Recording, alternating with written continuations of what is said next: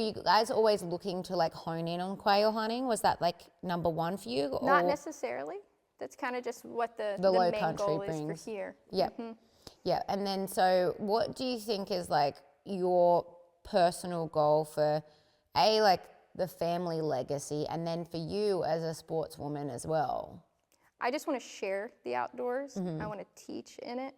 I think it's a big thing for getting more women in the outdoors. Yeah. The past few years, just the outdoor industry since COVID has increased tremendously, that I'm sure y'all have experienced. But the female aspect, I think, is just starting to kind of branch out a little. And as being a female owner-operator, I feel like I have the chance to bring some of that to the table, introduce new people to this sport. Because primarily with the quail, it was considered the gentleman's sport. For sure. And it still is in a lot of cases. Yeah. But I think that's more so changed if that's just the demeanor of the hunt. It doesn't fundamentally mean it's a gentleman that's doing it anymore. Yeah. It's just, it's an etiquette style. Yeah.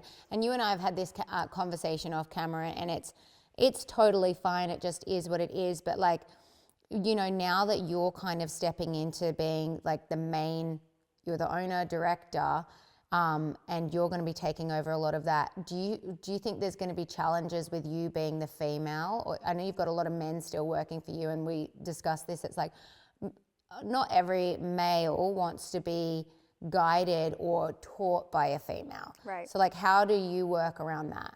I'm aware of it. Yeah. And I think that's a key thing. Yeah. A lot of people are just oblivious to it, and it's their way or the highway. Yeah. But I'm willing to work on that. Yeah. Or if it's something I can do, let me know. If there's something I can change or work out better for you, that's fine. You know, it's just a matter of figuring out what that is between each of it. But we encourage new shooters. We have new and old of all kinds. If you're an experienced shooter and you want to come out, great. You know, we're going to have a good time no matter what. But we really like to have those new hunters, new outdoorsmen, and teach them what it's about. Yeah. No, I love that.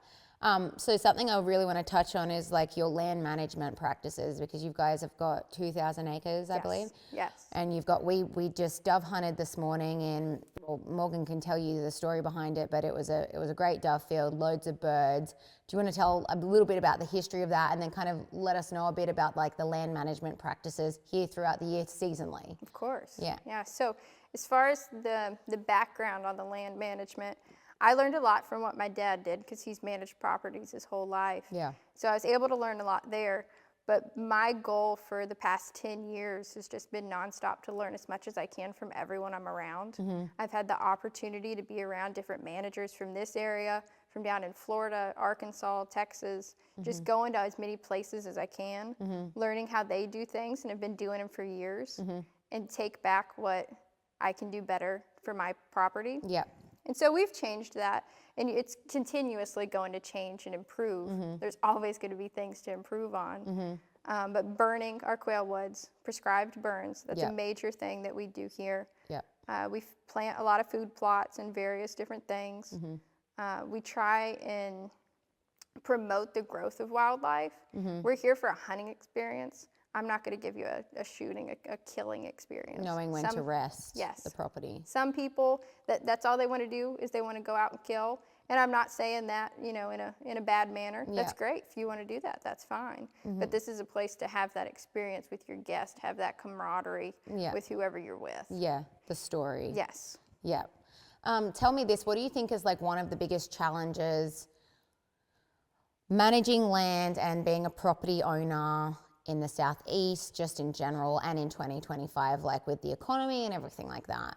The economy has changed a lot on everything. Yeah.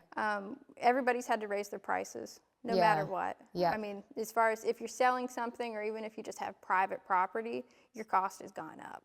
Fertilizer alone. Land taxes? Land taxes they've gone up, but out of everything that I'd be worried about, that's not on my highest for right now.